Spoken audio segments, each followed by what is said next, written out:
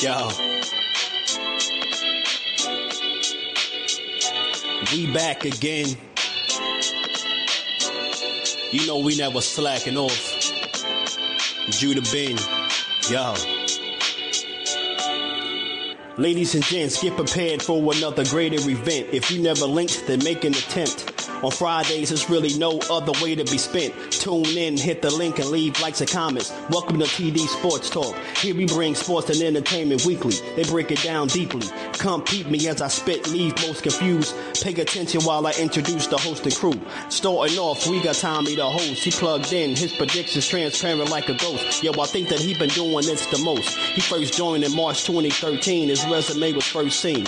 Then we got the co-host, Mr. Socrates. His analogy surgical like a doctor squeeze. The live show was nasty like a dirty beer. Tommy and Sock, they've been friends for over 30 years. Peep me, we got the final host D-Free from out of DC. You need to wake up, you sleepy. If you're checking out the live and you feel the vibes, like the video, subscribe, get notified. Take a picture cause this moment should be polarized. Tommy's legacy and resume is notarized. Whether it's Friday or Saturday, he going live. Click the bell and I promise you'll get notified. Yeah.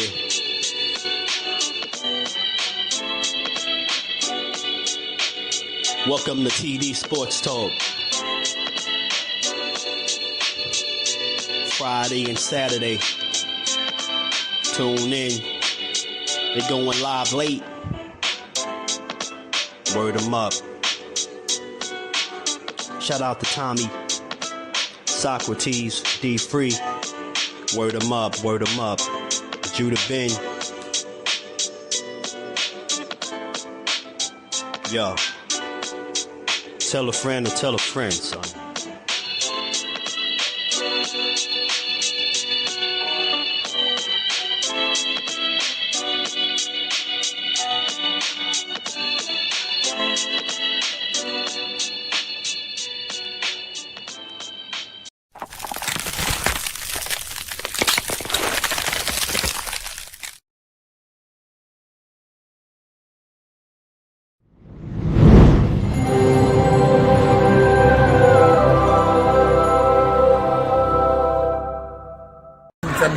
Champ of the world. Shout out to TD Sports. TD Sports. Let's go, champ.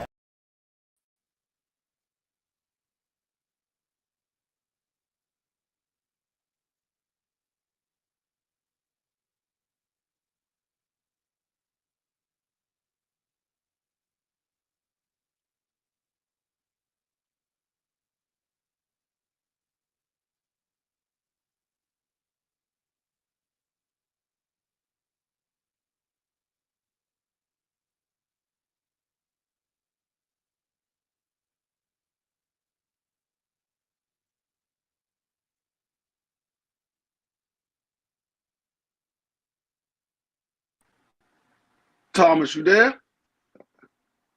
I can't hear you.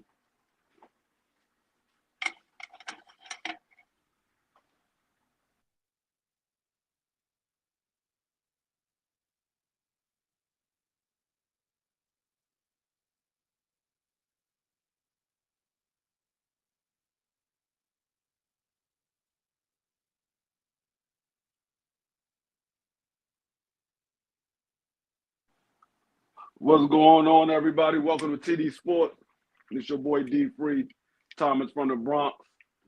And we had a great first couple of rounds of the NFL draft. A lot of surprising moves was made. A few interesting trade backs was done by the Los Angeles Raiders. But the most surprising news, I think the biggest news of the whole NFL draft up until this point is the fact that Shedeur Sanders is still on the board. A lot of people thought he was a first-round pick. Most people thought that he was the number 2 quarterback in the draft. Some people had him number 1 quarterback in the draft. But we see a couple of other guys we saw that quarterback from Alabama, Miro, get picked before him. We saw the quarterback from Louisville get picked before him, and Tyler.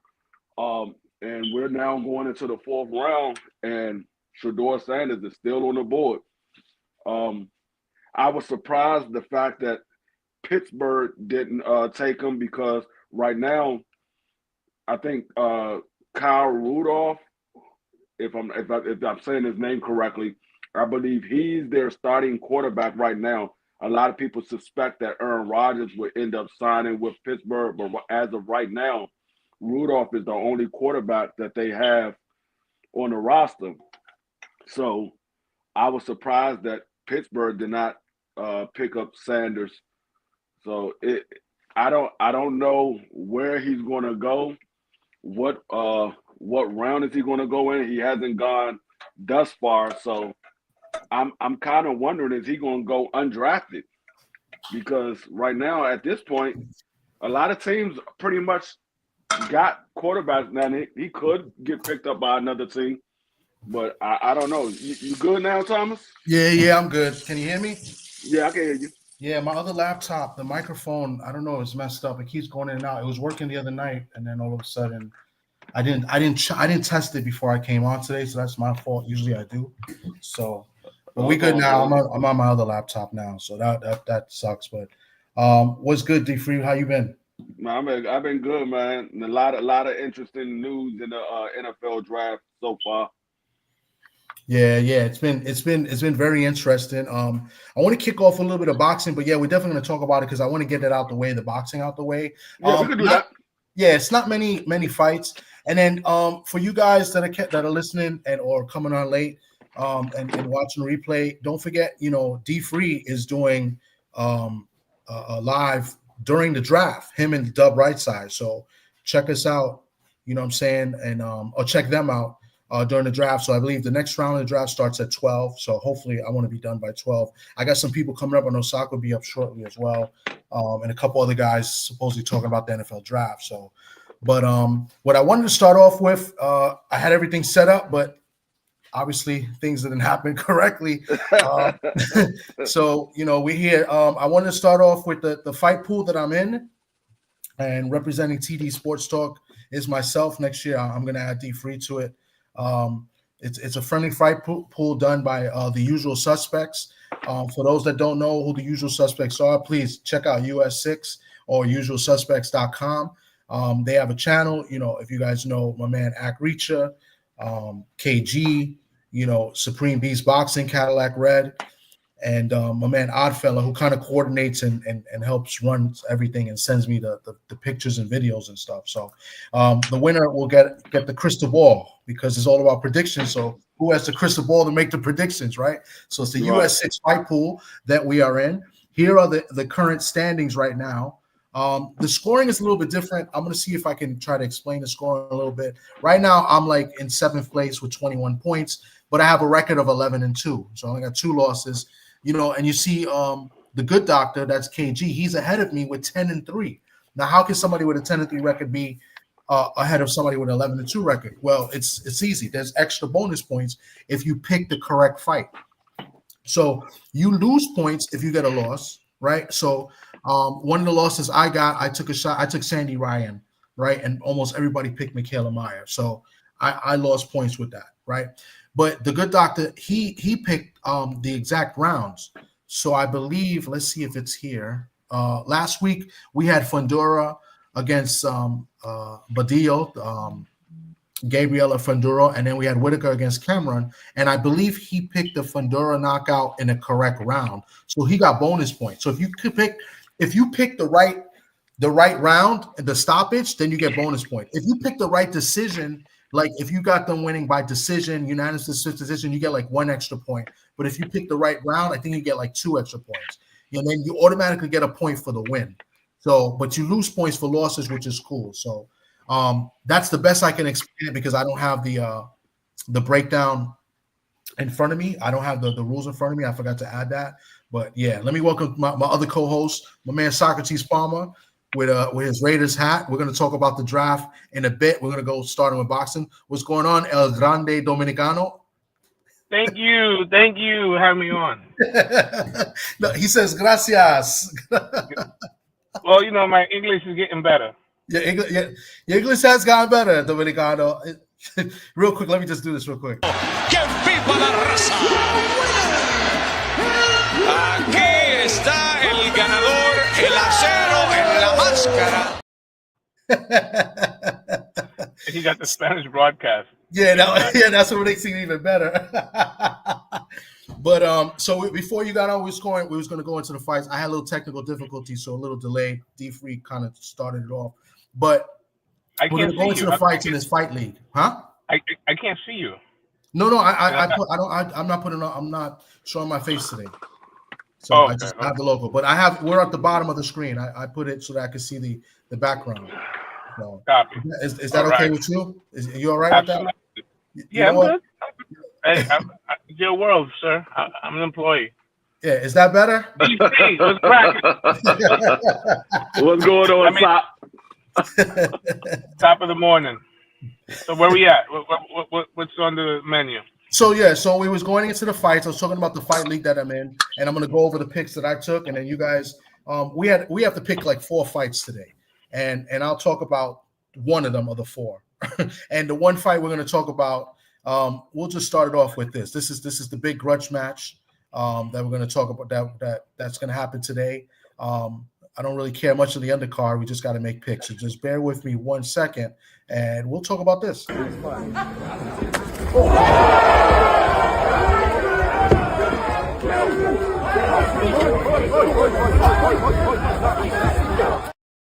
The egg slap heard around the world.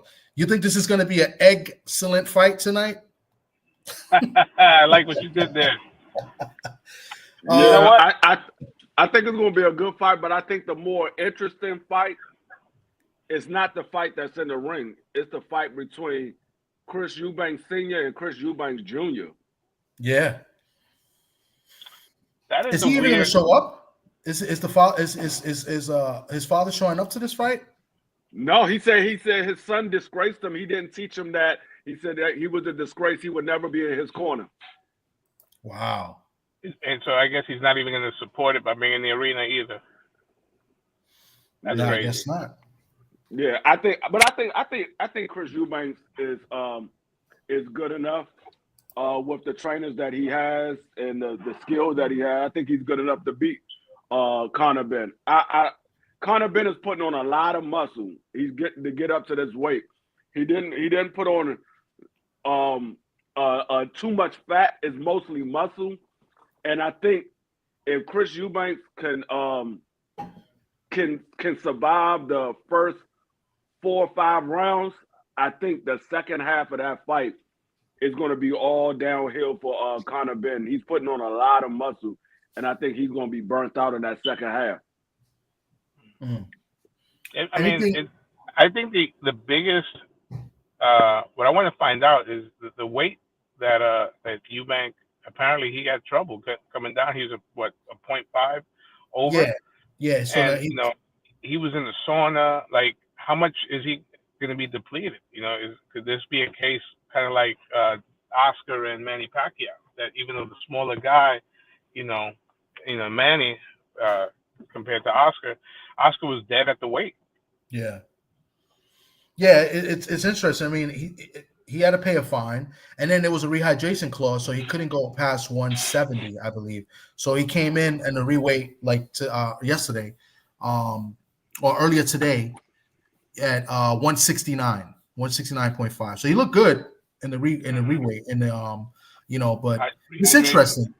It's going to be an interesting fight because I agree with what D3's saying, but all week and before I had Eubanks as my pick, but I switched up.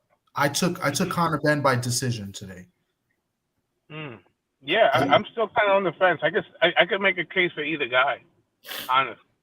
Yeah, I mean, it's now that y'all saying what y'all said about Chris Eubanks is more of a 50-50 fight now.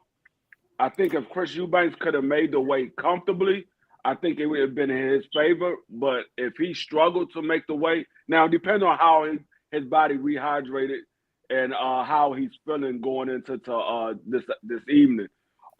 If he's healthy and he's fully rehydrated, I think he'll have the edge because, like I said, Conor Benn putting on all that muscle, those muscles needs oxygen. That second half of that fight, I think Chris Eubank can outbox him, and Conor Benn, because Conor Benn is going to come in there with a lot of emotion. He's going to be swinging a lot of big shots, and it's going to burn a lot of energy if he's not landing, or even if he is landing and he's not able to get him out of there, he's going to burn a lot of energy. And so I think if Chris Eubank can weather the storm early, I think he could possibly even stop him in a later round. So it's a 50-50 fight because of the weight. So, but I just think Eubanks is a better boxer. And at what time? I mean, we're all on the East Coast. What time are we going to tune in for this grudge match? I think it's going to be. I would say about 5 o'clock. 5 o'clock East Coast time. Yeah, that's how it usually is. The main event's usually around that time. I think the card starts at like 12 or something like that. 12 or 1. You know, they put on a big show over there. So I'm going to just go over the undercard real quick, only because I had to pick these fights in the fight league. So what's crazy is the fight, the second, or maybe the third best fight. One of the fights that we didn't have to pick was this one, Liam Smith versus Aaron McKenna. Liam Smith, as you know, Liam Smith, 33-4-1. He actually he stopped Eubanks a couple fights before, and Eubanks avenged that loss. So interesting. He's fighting an undefeated Irishman, Aaron McKenna, 19-0. I think he has like 11 knockouts. That I think is going to be a really good fight and a good test for this Irish guy, Aaron McKenna. But we didn't have to pick that fight. I'm going to pick Aaron McKenna to win this fight by decision. But the fights we had to pick, I think this is going to be a good fight for as long as it lasts. Anthony Yarde versus Lyndon Arthur. Anthony Yarde, 26-3 versus Lyndon Arthur, who is 24-2. The third fight, they fought twice before. Lyndon Arthur beat him by a split decision in the first fight, and the second fight, Yarde stopped them in 4. So I'm taking Anthony Yarde in a 7-round stoppage. I got Anthony Yarde to win this fight. The other fight, light heavyweight? Is that light heavyweight? Light heavyweight, I believe. Yeah, hold on. Okay. Yeah, light heavyweight. Then in a cruiserweight fight, I don't really know much about these guys. I had to kind of like research a little bit, and I'm not sure if the research helped me much. But we got Vidal Riley, who's 12-0, taking on Chevron Clark, who is 10-1 for cruiserweight. They're at cruiserweight. They're fighting for the British cruiserweight title. I went with Riley by unanimous decision here. And then in the fourth fight that we had to pick in this card, it's just crazy how we had to pick these fights. It's Chris Billum Smith, who's 20-2, taking on Brandon Glanton, who's 20-2. This is going to be at cruiserweight as well. Glanton is a big puncher. I like Glanton. Glanton, 20-2 from what I looked at. I think I got Glanton knocking this guy out, and I picked Glanton to win TKO. And I didn't write it down. I believe I picked them in the 10th round, if I'm not mistaken. I have to look that up and just double check. So I don't know if you guys know anything about these fighters. I gotta honestly admit that I do not. So no, I don't. Yeah, I do. Anthony Yarde. We do know Anthony Yarde. It's funny, but I thought the Smith fight on there. Yeah, the first 2 fights that you mentioned, I know about those individuals, but that last fight, I don't know about either one of those guys. Yeah, I think. Go ahead, Sam. I'm sorry. No, I was going to say that. I mean, Anthony Yarde. I mean, he how old is he? He's older, right? Yeah, he's been around for a minute. He's in his high 30s. Hold on, he's 33. Yeah. I'm about to say 33. Yeah. Okay. I mean, it's going to be interesting. I mean, obviously, this is a big fight. I mean, every fight for him going forward is big, but to see if he could get into that title contention, maybe be one of those guys for Benavidez or, or who's the other champs at light heavyweight? Is it Benavidez and who else? Benavidez. Bivol. And Yeah, Bivol, right? Dimitri. So you figure that would probably be the easiest route for him to get a title shot is Bivol, right? So this is a big fight for Yarde. He needs to show out. He was always. I was not a fan, but he kind of won me over when he fought. What's his name? Beterbiev, and he's always able to fight. Kovalev as well. Yeah. So hold on, let me add Brett. What's up, Brett? We're gonna go into. So Hey. just real quick, so I picked Glanton 10th round TKO. Yardy should win. He should stop this guy. He beat him comfortably the last fight in 4. I would think he'd knock. I think he's gonna knock him out again. I think he'll just go a little bit extra. Maybe there'll be some adjustments done, but I think Yard is just a better fighter at this point. So. Any thoughts on the mild upset last week of Conwell? And what you thought about the decision? I thought the decision was fair. I mean, it could have went either way.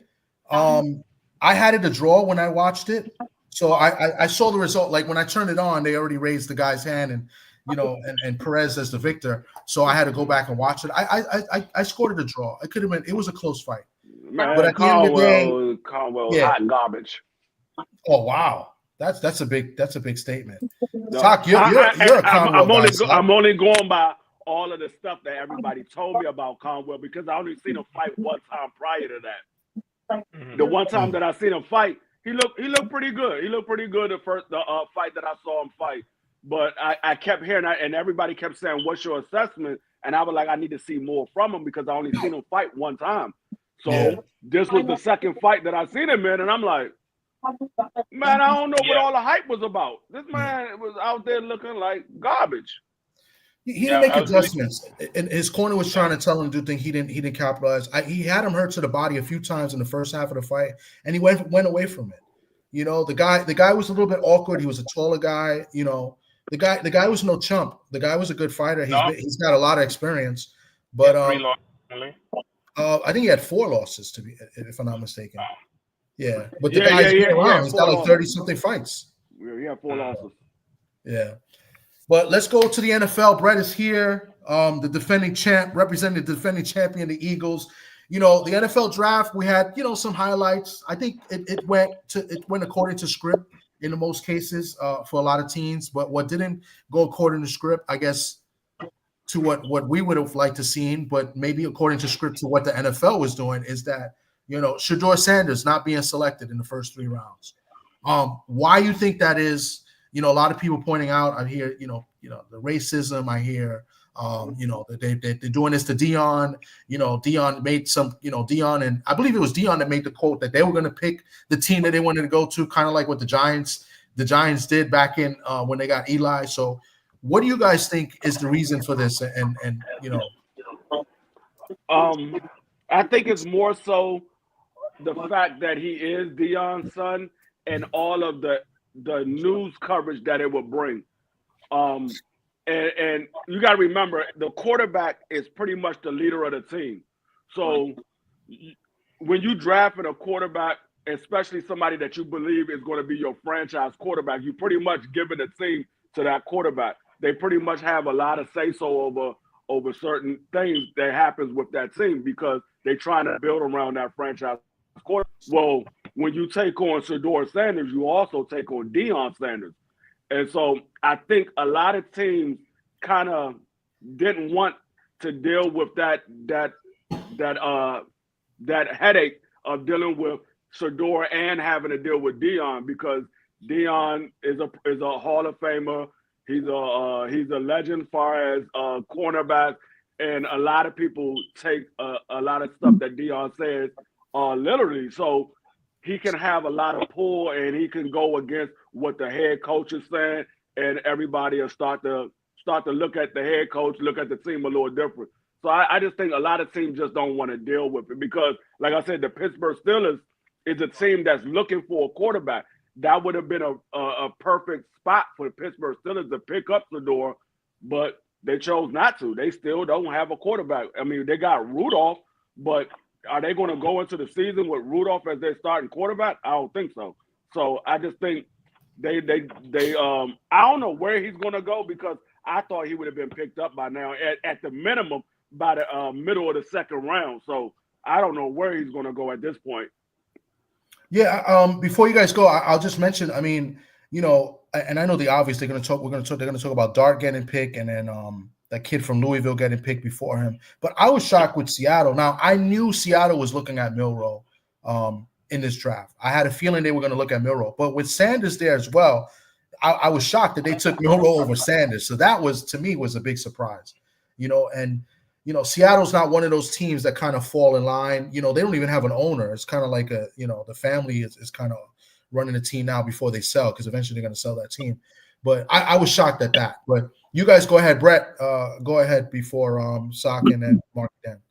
Nah, basically, everything that D Free said, I kind of agree with. I think basically it has nothing to do with talent. Talent wise, he should have been a first round or second round pick. Talent wise, I think more, it's the whole Dion factor and having that kind of distraction.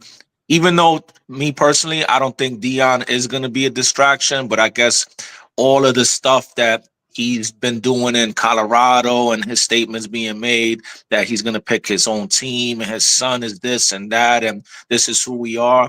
Plus, I think Shador comes off a little bit arrogant in the sense and like confident to the point where like he may think he's better than what he is, because I think he's a good quarterback. I don't think he's a great quarterback, but I think he's a good quarterback, and I think he could be a very good quarterback in the NFL. A top 12 to top 15 quarterback given the right situation. But I think the NFL kind of like is colluding against Dion and kind of like sticking it to him like, well, you know what? You think you could come into the league and say all of this and that? Well, this is what we're going to do, because it doesn't make any sense. I mean, me personally, I don't see the love of Jackson Dart. Like, I've watched him play a couple of games. He reminds me of the same quarterback like Sock mentioned a couple of days ago in the chat, Matt Corral. He reminds me of like a Zach Wilson. Hey, he might be good, but when you look at his tape in college, Shador Sanders did more with less. And to me, he has better tape than him. So for him to not get picked before him, and then you pick that kid from Louisville who's 25 years old before him, that's crazy. Picking Milroe over Shador, I'm not opposed to it, because Milroe has a lot of high upside, and the NFL and picking at that point for Seattle, they're looking for like more bang for their buck, because Milroe is a crazy talent as far as he has arm talent. He could run. He just needs coaching and he needs to develop more, but it's a perfect situation for him. So like, I wasn't opposed to like, oh my God, Milroe got picked over Sanders, but I just think that Shador at this point, he might not get drafted, to be honest with you. They might just say, hey, he's not going to get drafted at all. And then it might be the best situation for him, because now he could pick whatever team he wants to go to. So at this point, if I'm him, I'm just like, whatever. If I get drafted, I do. If I don't, then we get to decide who we get to sign with. And then if he's the player he thinks he is, he could ball out. He wouldn't be the first undrafted quarterback that succeeds. You got Kurt Warner, Romo. These guys were perennial Pro Bowlers. It all depends where does he go. So I agree with D Free that I think it's more the extra stuff. It has nothing to do with the talent itself. Yeah, that's the irony, that what put Shador on the map was keeping him off the grid. Is because his father, right? I mean, obviously he's got his talent, but if his name was Smith, he would not come with the same height. The baggage that Dion has brought unfairly, you could probably say, to his son. But at the same time, you have to look at what how many teams in the NFL right now could you say that Shador would start for? Maybe 3. Maybe you can make an argument. Like, who are the teams that really need a QB? Or, is he willing to sit behind a veteran quarterback for about 2 years? You know what I mean? Like, how big of a distraction is that going to be? That's I mean, when you use a word like collusion, that's big. It's hard to prove. It's easy to point to. You say, oh, he's better than this guy, but where did he fit? I threw out in the chat, I think the Rams would be a great landing spot for him. Tremendous coach, a solid organization, and you sit behind a Hall of Fame quarterback for about 2 years, and in the biggest market. I mean, yeah, in one of the biggest markets in LA. But then again, if the Rams are 2-4, how quick will his dad open his mouth? I think they're overplaying that because Prime Time is a coach himself, right? He's got his own issues. If he's really still taking the Colorado job serious now that his kids aren't there, so I think that it's a humble pie situation for the Sanders family, but I think it's also there's been a couple of teams that could have used him, like you said, Pittsburgh. I think the Raiders, he would be a good fit, but it's the extra stuff. I think you guys have covered it all. Marky Dan, before you go, you had a lot of good things to say about Jackson Dart, so maybe you want to put that into whatever you want to say on this. Well, yeah, I just watched a lot of Jackson Dart. I was impressed from what I saw from him at Ole Miss. I thought he was one of the best quarterbacks in college football last year. Not only that, I think he's in a pretty good situation because they got Russell Wilson and they got another quarterback. So I don't know. It might be a situation where Dart could be because I know they got the emergency quarterback rule, so you could have 3 quarterbacks on the team. So I think it's a good situation where he could just sit back and learn behind a Russell Wilson or whoever else they have there. He doesn't have to admit it. Yeah. What you say? Winston. Yeah. Jameis Winston. Yeah, thank you. So yeah, he doesn't have to play immediately. With Shedeur Sanders, I had a lot of thoughts about this. I don't know if the NFL is colluding against him. I just have a hard time seeing that because we done seen people like Jalen Carter be involved in a situation where 2 of his or one of his teammates and his girlfriend got unalived because they were street racing. We saw a situation where Laramie Tunsil was wearing a weed gas mask the same day as the draft. So I just think if teams think you are that guy and you have that talent, they're willing to deal with certain things. I just have a hard time seeing 32 teams passed up on him 3 different times. I just have a hard time seeing Dion impacting his process that much. I think, me personally, I think Cam Ward was obviously a better quarterback. I've been saying I thought Jackson Dart was better than him. I think Jalen Milroe, there are certain things you can't teach. He's extremely athletic. He has a strong arm. Tyler Show, I don't know about that. That came out of nowhere. That was crazy to me. And even the kid from Oregon, Dylan Gabriel. Again, I'm not surprised by that. Dylan Gabriel's played in 4 different systems and balled out. Well, again, that's your goddamn opinion. Shedeur Sanders is trash to these teams. Trash. Shedeur Sanders might go undrafted.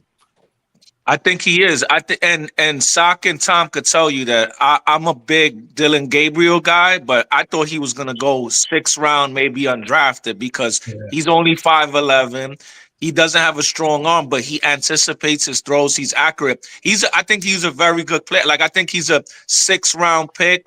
A guy that's gonna be a solid backup. But for him to get picked in the 3rd round yesterday, that was crazy. And to get picked over Shedeur. I hear you, Brett, but at the same time, that's those teams' evaluation. And not only that, I was just about to say, we've seen Dylan Gabriel play in 3 or 4 different systems and ball out in all of them. He went from UCF to, I think, Texas A&M to then Oklahoma. No, UCF to OU and then to and then Oregon. Yeah. From UCF to OU to Oregon, he balled out at all 3 of these locations. Yeah, he's good. Like I like him. I'm a Gabriel friend. Like I would have loved the Eagles to select Dylan Gabriel like in the 6th round, or maybe stole him undrafted, pay him a little bit extra, and have him as like a 3rd stringer and developmental guy. Cool. But I just think it's more because of Dion. I think Dion is he's a big ego, and teams are worried about that. I think Shedeur Sanders balled out on Jackson State. Yeah. That's what put him on the map. He balled out on Jackson State. He was balling. Then when he came to Colorado, he balled, and everybody was like, yo, he's the #1 pick that year when he was balling. And he had a shit offensive line. He did more with less.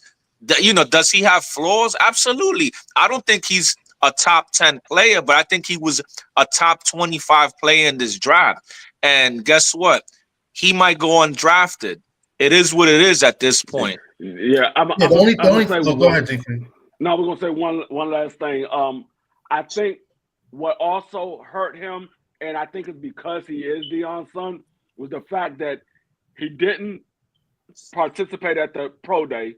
He didn't participate at the combine. He felt like he was entitled Yeah, to that's get the a problem. number one pick. Great, And that has to Great deal point. with the fact that Dion is his father, because if he wasn't Dion's son, you telling me he's not going to participate at the combine? He's not going to participate at the pro day? No, he's definitely going to participate, because you're a quarterback. You want to put your talent on display in front of all of the coaches, all of the teams.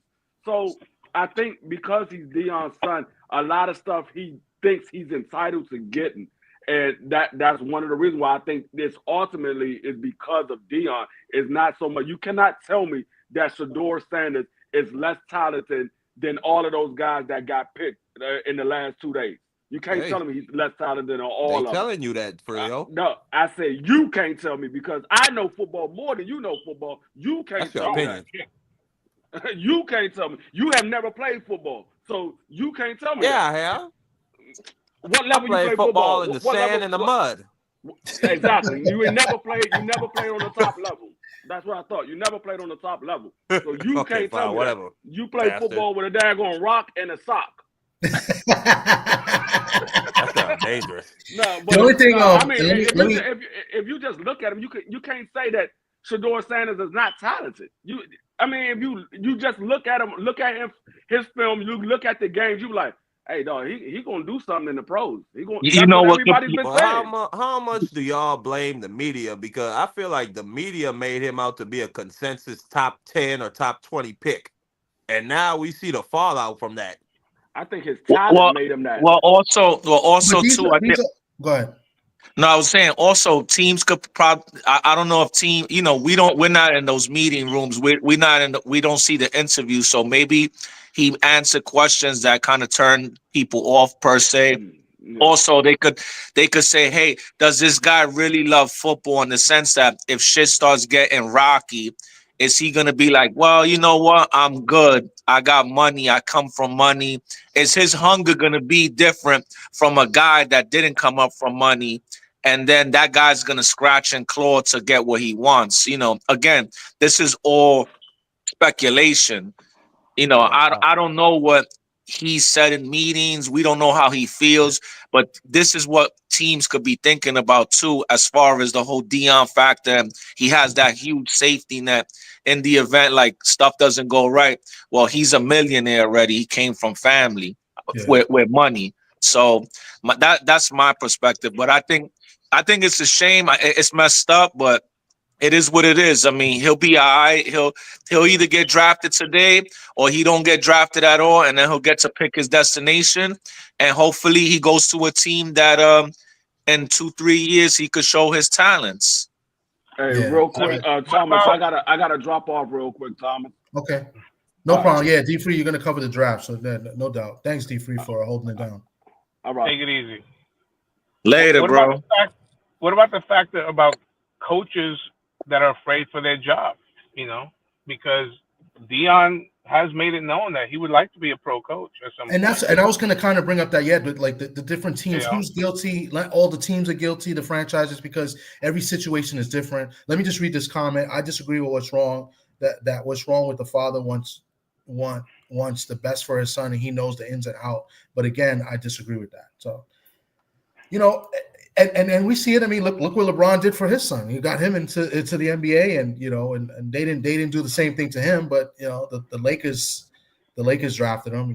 Well, the NFL brand, and you know how it is. And I like El Grande Dominicano. That's funny. El Saco Dominicano. The NBA, is star driven. LeBron is like the face of the NBA, so it's different.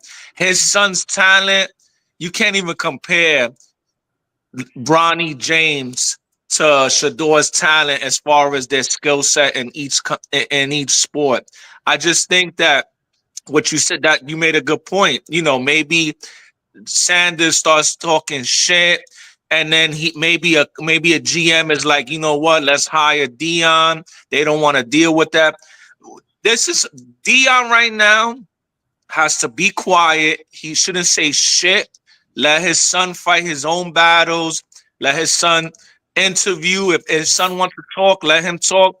This is not about Dion, and that's the problem. This is his son's. This is his son's time to shine, and he needs to sit back and not say anything. Whether he gets drafted in the 5th round or doesn't get drafted at all, Dion shouldn't say anything. He shouldn't comment because all he's going to do is hurt his son's growth at this point. Because it's unfair. Because how many guys get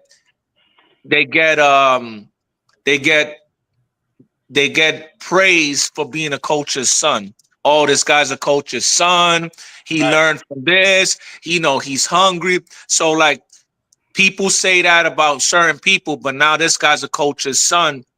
But it's bad because his father's Deion Sanders. They say that all the time about Jalen Hurts. Yeah, they say it about Jalen Hurts. They say it about a lot of guys that this guy learned since he was a kid, and now it's Deion. So now Deion's a big, ego. Now it's a problem. So I mean, we'll see. I think the draft. Honestly, it's me personally. I think the draft has been underwhelming anyway. Yeah, I thought so as well. I think the draft has been underwhelming. I think the draft, this is one of these drafts where they said that maybe like there's like 20 guys that were like top 20 players that were like standout and everybody else is good, but it's all preference. So it's kind of hard to see, like, it's kind of hard to evaluate, like when your team drafts a guy like, oh my God, this guy's a difference maker or whatever, because everybody looks good in highlights. Well, it looks like for the most part, so like that's what I was saying. Like a lot of teams drafted for needs, and a lot of teams didn't really need a quarterback right now.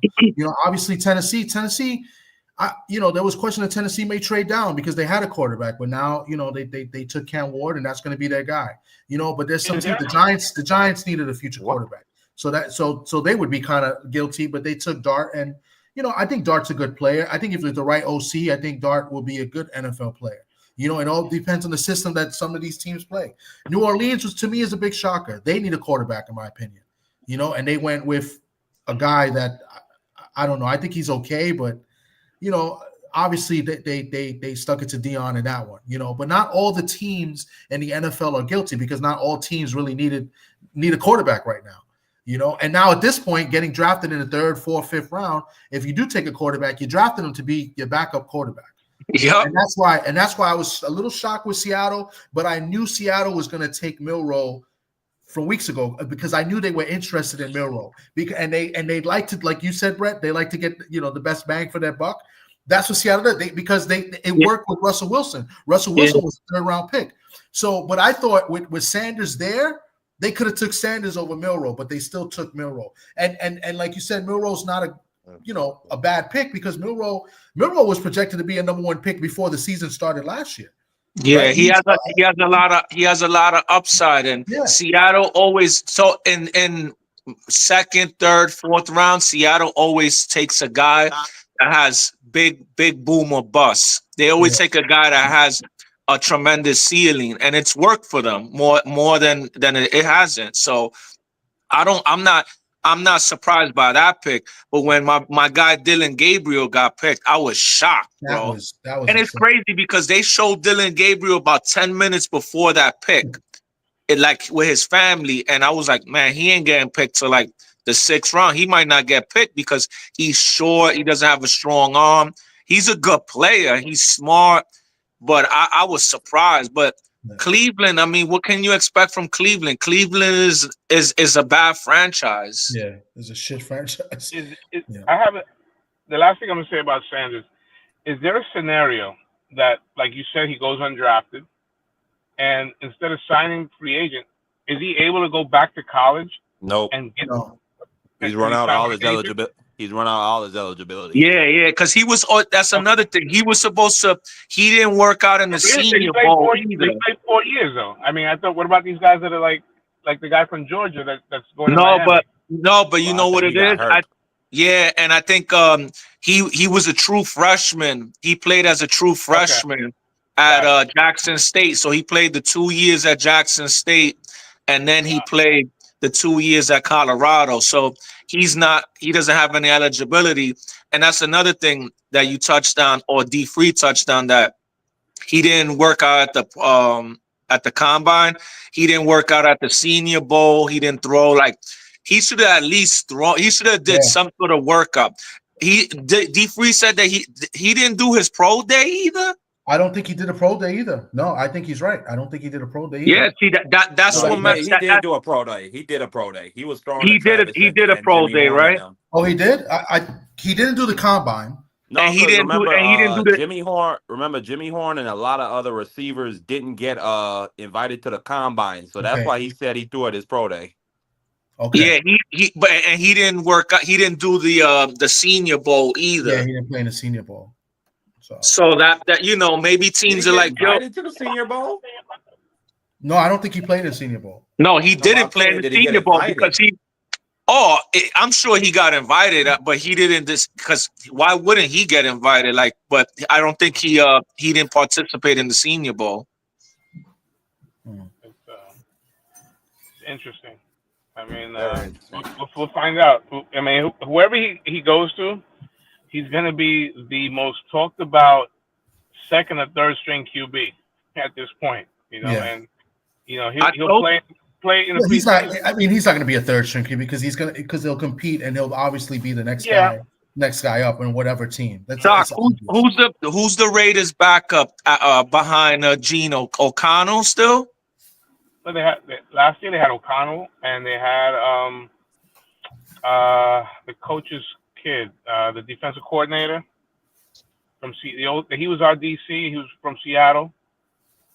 Cardinals have the Cardinals taking a quarterback. Oh, they have Bradley also on their team, and they had the kid that was with from Cincinnati, light-skinned kid.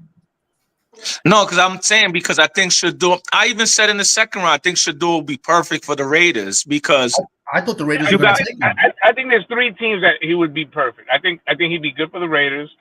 And the Rams, the Rams and spot. And listen, but I think the Raiders more so because you got Pete Carroll, a strong personality, a winner. So you can't talk shit about Pete Carroll. You got Eno Smith, who went through adversity throughout his whole career, and the last 4 years has made tremendous strides and made a lot of money for himself. So he knows that he could teach this kid how to be humble, how to work hard, because he could say, hey, listen, man, coming out of college, I was the best thing since sliced bread. I dropped to the second round. My career went off the rails.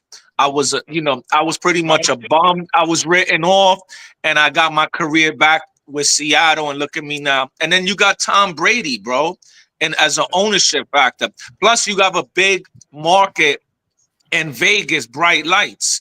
Why wouldn't, as Shador, you want to go to a situation like that? And like I said yesterday in the chat, when Deion walks in the room, he's pretty much the biggest star in the room. He's the best athlete. He's the best player in the room, position-wise, and maybe NFL-wise when he walks in the room. But if he walks in the room with Tom Brady, he's not. He's not bigger than Tom Brady. He's not a bigger star. He wasn't a better player.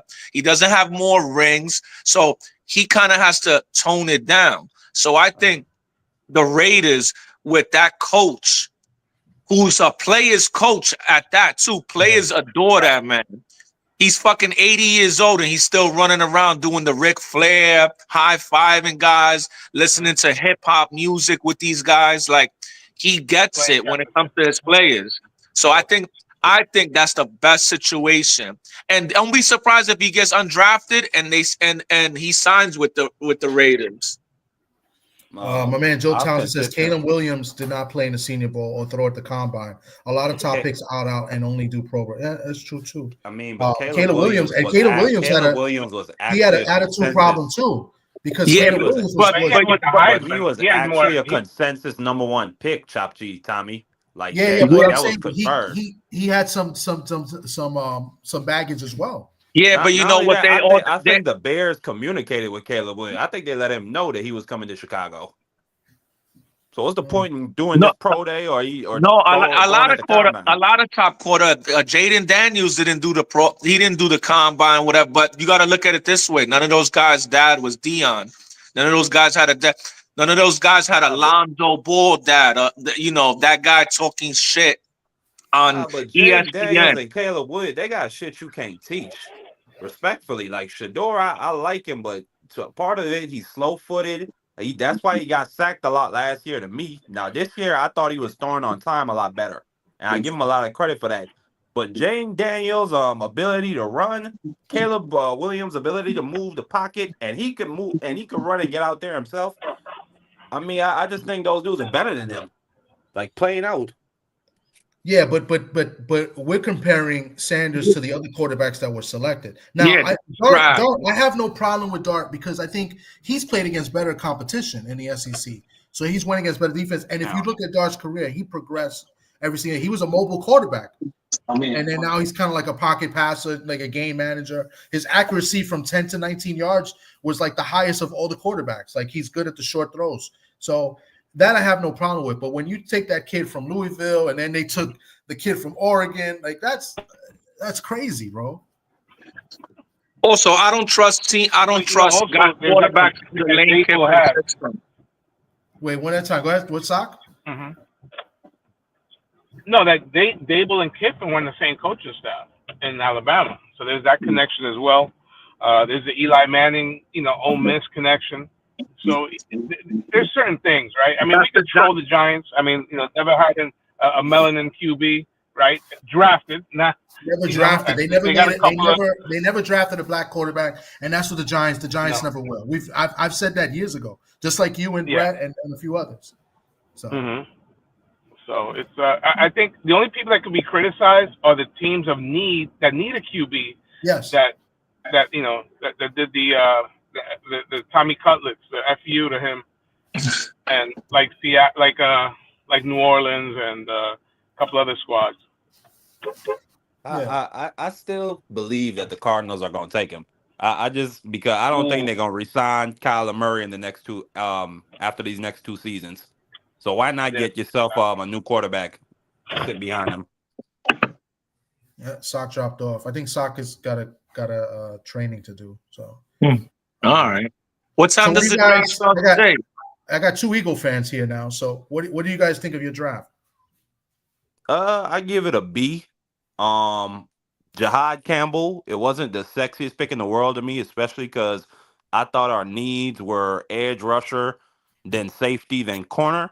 But still, I'm not mad at it. The dude was a big dog on that Alabama defense, despite the fact that that wasn't one of the more legendary Alabama defenses. Still, I think he brings great value. We need depth at inside linebacker. I don't think we resigning the Kobe Dean after this season. So yeah, I like it. Then Makuba, he was probably my 4th or 5th safety in the entire draft. So again, I'm not mad at that either. I give Jahad a C, and I give the Makuba pick an A+. So that, to me, that averages out to a B. Go ahead, Brett. What do you think? I'm kind of opposite with that. Not with the grades, but I actually like the pick because this guy he's versatile. Campbell. I was surprised by the pick, by the way, because the Eagles haven't drafted a linebacker on paper since 1979. So I wasn't even live. So for them to pick a linebacker was a shock. But the player itself, to me, I've seen him play, obviously, because Alabama's always on TV. And then they also played Michigan in the bowl game. And that guy was all over the field. And he plays middle linebacker and he plays edge rusher because he came to Alabama as an edge rusher. So he could rush the quarterback. So I think the Eagles are going to use him in a hybrid role, like how Dallas uses Parsons, where he's going to be blitzing inside, blitzing off the edge, but also he could drop back in coverage. Like he's gotten multiple interceptions. So I think the pick was surprising, but the player itself, I think he was graded as a top 15 player in the draft by everybody. So for him to drop that far is because he had that shoulder injury after the combine. So he had to get surgery. But I think he's going to be a stud, and I think he's going to be a plug and play. Like he's starting day one. If he's healthy, he's starting. If he's not, then he'll be like Cooper DeJean. He'll come in week 2, 3, 4, and he'll start. The Makuba pick, I haven't seen too much of him. I've watched highlights. He looks good. He looks the part. Texas always has a good secondary, but I can't really evaluate him because I didn't watch too much Texas football, whatever. I could just go off what Mark said, and then also off what the analyst said, and like Baldinger and stuff like that I follow on Twitter. They like to pick, so we'll see. He looks like he's a playmaker. He's just a little light. He's like 190 and like 5'11", but apparently he's a big hitter and he's very fast. So we'll see. Okay, Sock, what do you thought of the Raiders draft? Well, they went with the sure thing, right? I mean, or at least people think they addressed the need, and they got maybe the second or third best player in the draft. I think Genty is going to have a lot on his plate. He's going to be a lot is going to be expected of him, but I like his game. People said Emmitt Smith, but Emmitt had a great offensive line. I think our offensive line is decent. I don't think it's great, but he's going to be a big factor right off the bat. He's going to be a guy that is going to stay on the field all 3 downs. The hardest thing for a running back is not so much to learn the holes, how to hit the holes, but how to pick up run blitzes. So I'm interested in seeing that. He's very light, so that's what kind of worries me. But I'm happy with it. I think Genty's going to be okay. What do you think? What do you think about the second round pick? I saw you guys drafted a receiver. Yeah, the guy from TCU. I don't know much about him, but he came from a good program. A program that's won a lot of games. I don't know if he's a full 4-year guy at TCU, but I didn't think they were going to go wide receiver because they have. We don't have any A1 guys, but I didn't think it was a need really. So I was looking more honestly at defensive help, especially at linebacker. I think we lost Spillane. So I was looking to see how they're going to replace him. Surprised me. Okay. And also the secondary. I think Pete Carroll's one of those guys that prides himself in coaching up the secondary. Kind of like Belichick. That you can take a guy off the street and put him in your system and it'll be okay. But that's another need. We need to address a cornerback. We lost. We drafted well last year Bennett, or 2 years ago Bennett. I think he's going to be a pretty good player, but other than that, we don't have anybody else. Did you guys keep your DC Gus Bradley? I'm sorry? Did you guys keep the DC Gus Bradley? Because I know he was the DC under Pete Carroll for a couple of years. Yeah. Graham? Yeah, Graham is back. No, Gus Bradley. No. So you guys fired Gus Bradley? No, I think Gus Bradley, he was gone for a minute. Our defensive coordinator was Graham, and I believe he's still on. Patrick Graham is still your DC? Yeah, I think he stayed on. Oh, so he stayed on. He stayed on even with Pete Carroll being hired. And who's your OC? And who did he bring in as the OC? That I don't remember. Honest, I know we got rid of the dude from the Bears. Was it the guy from the Bears? Yeah, the Bears head coach, the one that drafted Fields. Who, Nagy? No, Nagy's with the Chiefs. No, not Nagy. Who the fuck is the OC? I don't know. Honest, I don't remember. I thought maybe it would have been like a Seattle connection with it's actually they signed Chip Kelly. Oh, that's right. Yeah, they gave Chip Kelly the bag. Yes. And he likes to run the ball.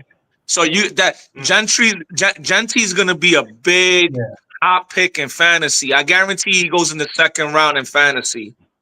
Yeah, because they're running team. Pete Carroll loves to run the ball. That's what and Chip Kelly loves to run the ball. So that guy's gonna get like 300 carry. If he stays healthy, he's gonna get 300 touches. And that's why I'm a no-brainer pick for them to take the kid from Boise. And it's funny, it's a copycat league. Now the running back is important again, right? Thanks to thanks to the Giants and the Eagles, the dumbass Giants, the Ravens, I mean, we'll see. I think the Raiders. I think the Raiders did the right thing. They took a running back, the top guy. I think that you get 5 great seasons off that guy if he stays healthy. You don't want to reach for a pick. I think that was a good pick. Yeah. Who do you think is going to be just close your eyes, the guy's going to be a stud out of this draft? Is it Abdul Carter? I could see Abdul Carter, but also is he going to be because remember they got Brian Burns. He plays the same position and they gave him the bag. What are they going to do with Thibodeau now? Does Thibodeau get traded this draft? Because Thibodeau, this is what, year 3 now for him or 4? But I think this is year 3, right? I think the Giants picked up his option. So the Giants picked up his option. That means he's getting paid about $12 to $15 million a year next year. So it's now, is he going to be? I don't even know if Abdul Carter is a day 1 starter because they got 2 bookend DNs already or linebackers. Yeah, that's a good point. I mean, don't get me wrong; it's a great pick because he's a great player coming out of college. But you made the trade for Burns. Burns is getting paid $100 million, and you still got Thibodeau, who you picked up his option. So that means this is year 4, and he's guaranteed to be there next year. So I don't know, is he gonna come in as a rotational guy and get 10 sacks? I don't think so.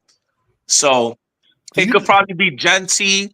I'm not high on Hunter. I told you I don't think Hunter. I don't think Hunter's a great receiver or a great cornerback. I think he's very good at both positions. And to be drafted number 2 is, number 2. You want generational talent. Yeah. Do you think they're going to let him play both positions, Jacksonville? That I don't know. I don't know if they're gonna, because if you do that, you're risking injury. Yeah. Do you believe? I saw a rumor that the Giants were willing to trade to get Cam Ward. Do you believe that they were willing to trade up? Nah, I think that's BS. I don't think the Giants ever wanted Cam Ward, and I don't think they ever wanted Cam Ward. Yeah, I think I'm not high on Cam Ward either, but I mean, it is what it is. But I don't think the Giants were looking to trade up for Cam Ward. I think the Giants wanted Dart, and they got their guy, and let's see how it plays out. But they did go back to what happened. No, what was Jackson Dart's numbers against the elite teams of the SEC? Because I mean, the SEC has 100 teams, and it's not the same going up against Missouri as it is against Bama, as it is against LSU. What was his? They beat Bama, right? They had some good wins. They beat Bama and they beat another really good team this year. They had some good wins this year. But I know Bama was one of them. But Ole Miss has talent. I mean, Ole Miss has talent though. Ole Miss, they had 3 guys in the first round. But what was his numbers? I got to look it up. That's a good point. I don't know. Yeah. I just feel like that headband hype that Jay always talks about lately has been real. Let's be real. I think it's always been there. The headband hype is always been. It's the white kid that has the cannon, that has the athletic ability. He can make the off-script throws. So now everybody wants that, player.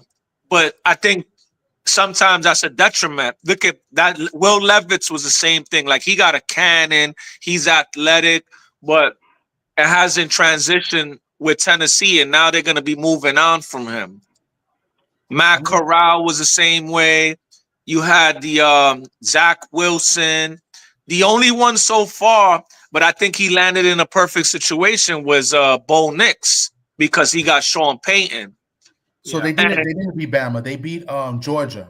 That was the big game. And Georgia was number 3. I didn't think they beat Bama. So he beat Georgia. They beat Georgia. But what was his numbers? So he was 13 for 22 at 199 yards, 1 touchdown, 1 in tow, sacked once. He got 8 rushes for 50 yards, no touchdown. So it wasn't really a good game. Hey, you know what? It's a game manager. That was a game manager game. Well, that's what I said. elite NFL talent. Yeah. You know. But you look at like Bo Nix, like I just said, right? If you look at Bo Nix's game, he made high percentage throws. He made the right reads, and then when he needed to make a throw or a bomb, he connected with it. Yeah. And I think that's the maturity factor, because I think he's like 25 too, because he played like 6 years in college, and also the coach, So I think. Sorry, looking at this like just on the fly, like he had only the game against Arkansas when they scored 63 points. He went over 80% on his completions, but he like 59% against Georgia, 58% against Florida, 58% against Mississippi State. That's not really good. 51% against South Carolina, 57% against LSU, 24 for 42 against LSU in a loss. So because I mean, I'm not gonna cap. I mean, I've seen highlights and little in and outs of Ole Miss. I'm not sitting watching Ole Miss and fucking Vanderbilt. You know. Yeah. You know, in the middle of November. I'm going by what there's two guys that I take a lot from. I heard Phil Simms didn't like the pick, and Boomer Esiason didn't like the pick as far as the player. You know, and those guys know a little bit more football than I do. You know, especially the quarterback position. You know, about Nix, he shut me up, Brett. You know, another factor, remember his father was a great player too, you know, at Auburn. That was, you know, he's not a coach's son, but the son of a legendary Auburn player. And he went into the right system, you know. No, like he did. He got drafted by the right coach because he plays like Drew Brees. Drew Brees will dink and dunk you to death, and then when you give him that one or two opportunities to throw that bomb, boom, he throws it on a dime. And next thing you know, you look at Drew Brees' numbers, and he has 350 yards with 4 touchdowns. But he was super efficient, and probably one of the smartest quarterbacks we ever seen play this game. He made really good plays last year. I mean, yeah, he did. I was surprised too. I thought he was going to be I thought it was a bad pick, especially where they picked him at. So that's what I'm saying. So now everybody thinks they're getting the next. You know what it is? Everybody thinks they're getting the next Josh Allen. Everybody thinks, oh, a white boy that could throw 80 yards and that's super athletic is Josh Allen. And guess what? There ain't too many Josh Allens. I'm sorry. That's what makes Josh Allen special. Yeah. And this guy doesn't run anymore. Like in the beginning of his career, like last year, he didn't run as much. Like he came in as kind of like a running quarterback dart. So honestly speaking, I think Ward is more Josh Allen than Dart. I mean, he's huge. No, pause. He's got a strong arm. And he still needs to be coached up. Do you think he's like a Steve McNair type? That's the first person I thought of. Was Steve McNair. What's his measurables, Ward? How tall is he? Let me see. He's got to be at least 6'3". Is he like 240? He's heavy. That concerns me a little bit. Now he's gonna be eating, filet mignon. He's gonna be eating Nashville hot chicken down there. I don't know if he turns into Jamarcus Russell. 219 pounds. Oh, he's only 219 yeah. 6'2", 219. That's not bad. Then I thought he was heavier. Matt Miller's pro comparison is Jordan Love. That's what they compare him to. But I don't. Oh, that's not a bad comparison. I mean, Jordan Love. I think Jordan Love is good. I don't think he's great. He makes a lot of splash plays, but then he also makes a lot of dumb decisions too. Yeah, but Cam Ward runs more than him, way more. Yeah, Cam. I feel like Jordan Love runs to extend the play, not to get the first down. Yeah. I think Milroe might be like Taysom Hill. I could see it. I think Milroe. You got Darnold for a 3-year deal, right? So it's really a 2-year deal. So if Darnold plays well and Milroe impresses in practice and develops in 2 years, Milroe could be their quarterback. Yeah. That's all you need. You need to have a guy in the back that you could develop that is willing to learn, and you could take high risk picks with guys like that, because the days of picking a guy in the first round and like, oh, he's a lock to be a franchise quarterback, that's over. Yeah. And Seattle always drafts guys from Alabama too. Like they you know, that's Sean Alexander, obviously the obvious one. And I think is Sean Alexander related to Milroe? Because he said his nephew. They must have some type of relationship. Like because he said my nephew. I took that as is that his blood nephew? I think he's just saying nephew, like, you know. Oh, he was cutting a promo. I think so. I think they probably have a good relationship. Maybe the family knows each other, and you know, alumni. Yeah, no, they go when I mean, Sean Alexander's a god on that campus. I mean, I'm sure he's around. Oh, the Giant! Look at this. Now we could start the racist things again. The Giants just drafted the white boy running back from Arizona. Perfect fit. Arizona State. Arizona State. Kansas. Okay, that guy. He had a great. That's a sneaky good player. I no, that guy's good. That guy's good. But now you could start it up in the chat, or you could tell Jay. Of course, the Giants will pick a white running back. So did they pick up the next? What was the dude from the Patriots and he played with the Chargers? Who? Rex Burkhead? No, before him, the little dude. He went to UMass. Oh, Danny Whitehead. Yeah, did they get the next Danny Whitehead? Or is I think this guy, Danny Whitehead was more like a little scat back. No, but Danny Whitehead, I think it was more like a scat back, third down. This guy's more of a bruiser. This guy's a big boy. Like, this guy's not gonna run the 60-yard touchdown, but this guy's like a bowling ball. I mean, I like him. I'm not happy that the Giants got this guy, but I think this guy's a player. Vanilla backfield in the Meadowlands. Awesome. Yeah, Dart and Scatterbo, right? Yeah. Oh shit. Yeah. Yo, yesterday too, bro. I waited up mad late to see this damn pick, third round, and these guys traded back. And then I'm like, all right, we got 3 more picks, and then they traded out again. I'm like, yo, what a waste, man. It's 12 o'clock, and I waited for this. Horrible. Yeah, you know, instead of the Giants taking Dart, I think they would have been better off taking another stud at defense. Because I still don't understand that QB room. You know, you're gonna have Winston, Russell, and I guess Dart. I mean, you can have 100 quarterbacks. It's up to you, right? Whatever you want to do with your reserves, but I don't get it. I don't get it. But we'll find out. Yeah, I don't get it either, because now Dart is going to be making guaranteed money, millions. You paid Winston a guaranteed $8 million that could go up in incentives, and then you paid Wilson a 2-year deal for like $10 million, which could go up to incentives as well. So, like, I don't understand why. So now one of them is going to be inactive, or they're going to cut one, and then they got to eat that money. Like, you're going to have a guy being inactive making guaranteed $7-8 million. And how many wins is it going to take for Dable to hold on to his job? I don't know. The Giants took Scat Pack Scatterboo. The Giants took Scat Pack Scatterboo. Yeah, it was just talking about that. And my thing is, and I'm not even being a hater, because I'm being a realist. Why? No, I'm not. The Giants, like, you see the Giants getting 8 wins in that division. No, they're not better than the Eagles. They're not better than Dallas.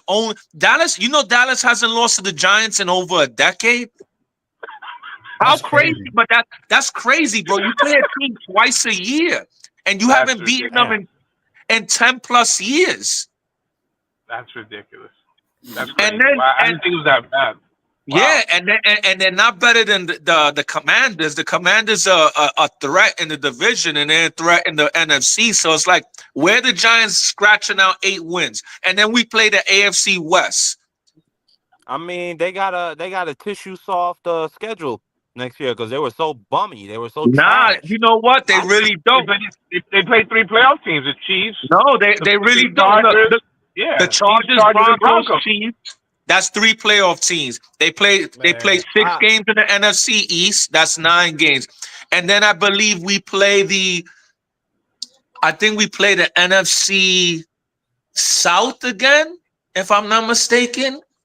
Do we play the South or the North? I'm not too sure, but Where do you see them getting 8 wins? The Giants get the right DC in there. They're gonna get the 8 wins. But is that good enough for Dable to? I mean, what was their record last year? They got 2 wins, right? No, they got like 4, 3 or 4 wins last year. 3 or 4 wins. So if you double up your wins from last year, and if you're competitive, I realistically, no, I'm not being a hater. I think the Giants are a 6-win team. I just don't see it. I mean, yeah, they got talent. Neighbors is good. I think Carter may win a game on his own, but you don't think Russell Wilson will do anything with them with the receivers they got? Russ? Yeah, I think does he do it for a full year though? Decent season. But does Russell do it for a full year? They got started good with Pittsburgh. They got Jalen Hyatt. Go ahead, Slack. My bad. No, it's cool. But is he going to do it for a full year? Because I mean, Russ had a good first 6 games with the Steelers, But then again, Pittsburgh plays that conservative. We're going to run the ball. It's going to be interesting to see how much, they give Russ carte blanche. So I don't know. I just looked at the Giants' schedule. It's fucking brutal, bro. The NFC. Listen to it. The NFC East plays the NFC North. So that means they play Green Bay, Minnesota, Chicago, and Detroit. All right. Then we play the AFC West. Chicago win. That's 1 win. That's 1 win. Chicago's a win. The Giants are not better than Chicago, bro. Stop it. I said eke out. I didn't say whoop them. I said eke out. No, they're not better than Chicago. They're not better than Chicago. Chicago's coach is going to come in and change that. They got super talent on offense, and they upgraded that defense. Hey, they're not beating Chicago. Eric Bieniemy. That's what they said about Eric Bieniemy and the Commanders. And Sam Howell. Eric Bieniemy. Nah, Eric Bieniemy. Come on, this guy. What's his name? Johnson, right? From Detroit. What's his first name? Ben Johnson. Yeah. Ben Johnson. Yeah. I mean, I watched Detroit games, man. That scheme that he was putting together was sick. Like he was calling plays that I never seen, and I've been watching football 30 years. And this guy I'm like, yo, where did this guy pull this play out of his ass? Yeah, and his assistant is now with the Jets, right? That was the DC. And look at this. The Giants played. No. The Jets offensive coordinator is from that Detroit system. Yeah. I thought you were talking about in the interview, he said, kind of arrogant. He said Johnson didn't do it all by himself. So, of course he did it. I mean, you have your assistant to throw in stuff too, of course. But they play the AFC West, so they got to play Kansas City, Denver, the Chargers, the NFC North. They play San Francisco, who had a bad year, but San Francisco usually after a bad year. And they get healthy, but don't be surprised San Francisco wins 11 games this year. Fuck out of here. They ain't winning. I wouldn't be shocked either, but I wouldn't, because they got a weak schedule, Tom, and a lot of their players were injured. So now they're getting healthy, and they're gonna beat up on bad teams. And they don't play let's be real, your division is not world beater. And then I think they play the AFC South or the AFC East. And the AFC East, besides the Bills, is garbage. So they could rack up on 3 wins right there. That's what I'm saying. I'm just saying the Giants' schedule is hard, bro. It's hard. For a last place schedule, that doesn't seem like a last place schedule. My brother, the Raiders are up right now. Well, yo, before you hang up, hold on. The Raiders pick is in the 4th round. They're about to announce it. Dun dun dun dun. Hey, nobody asked me how I like Seattle's draft. Damn. You told me you hated it. I didn't say I hated it. I didn't like the only pick I didn't like was the Elijah Arroyo pick. I know he's good, but another tight end, bro, I am shocked how many people took other tight ends over Harold Fannin Jr. from Bowling Green. I was shocked. Is it? I think that dude's gonna be an All-Pro in the NFL. They said it. They said the pick. It's coming in right now. Pause. Oh. That's why I said pause, bro, because y'all crazy. How do you think that was a pause moment? Oh, Jimena Sanchez, she's hot. This girl from Mexico City. Oh no, Jack Kaiser got selected by Jacksonville. Hey, tell her walk with her papers. Yo, you just took a wide receiver. I'm gonna tell you his name right now because they haven't thrown the name on the fucking screen. Dante Thornton Jr. from Tennessee. Yeah. Oh yeah, I seen him. Yeah. Yeah. 6'4", 205.